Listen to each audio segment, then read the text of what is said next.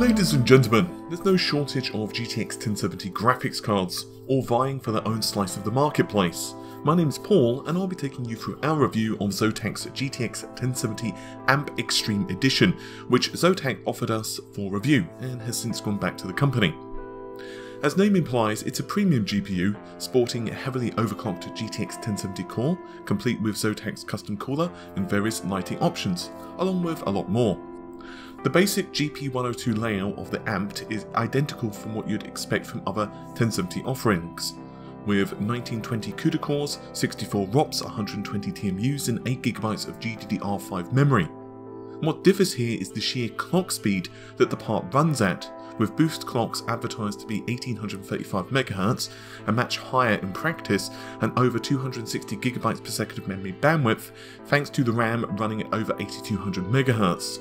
We've had the card, with no overclocking on our part, boost to over 2000 MHz for sustained periods of time in a closed test rig, an impressive feat. The card's rear contains the usual outputs you'd expect, 3 display ports, a HDMI 2.0B and a dual-link DVI port as well. The card cooler is a bit of a beast, with the card measuring almost 13 inches long and 6 inches in height.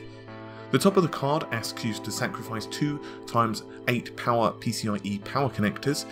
ZOTAC claims that this additional power capacitors and 8-phase power design with high quality MOSFETs and PWM controllers provides more stable clocks, and it is hard to argue that all of this does mean that power delivery to the various components in the card will be smoother, and in theory will provide more robust performance. The cooler features a 90mm triple fan design, with the cooler and aluminium fan array all hooked up to 5 copper pipes, drawing up heat from the GPU core and other components mounted to the copper base. The cooler also sports a now obligatory custom lighting options with Spectra, as ZOTAC dub it, allowing you to set custom lighting on the GPU's various LEDs. It's a nice touch if that's your thing, with the idea is you can have custom lights based upon the rest of your rig. ZOTAC does also provide you the option to disable one or both of the lights, or simply dim them if you find them too bright. Switching things to performance, and we're testing on an overclocked Kaby Lake CPU with a variety of different games. The simplest way to describe the performance of the AMP is between a Founders Edition GTX 1070 and a Founders Edition GTX 1080, with the sheer number of CUDA cores, for example, remaining identical for the basic entry-level GTX 1070, but the raw clock speed ZOTAC have managed to wrangle out of the card pushes the card's performance way higher than what the reference design could ever manage to achieve. We're not quite ready to say that this card is capable of 4K, even a 1080 struggles with that, but if you're targeting a more modest resolution, say 1440p, or perhaps even overkill 1080p, the AMP Extreme offers a clear and marked difference in performance over the reference design that we're accustomed to. It goes as far as to say that the AMP Extreme is a compelling card for those who can't justify the performance of a 1080, and does show what cherry-picking parts and engineering is capable of achieving. Titles such as Rise of the Tomb Raider, Resident Evil 7 and Witcher 3 are all certainly playable at 4K, but the frame rates would sometimes dip below the magical 60 FPS if all is enabled.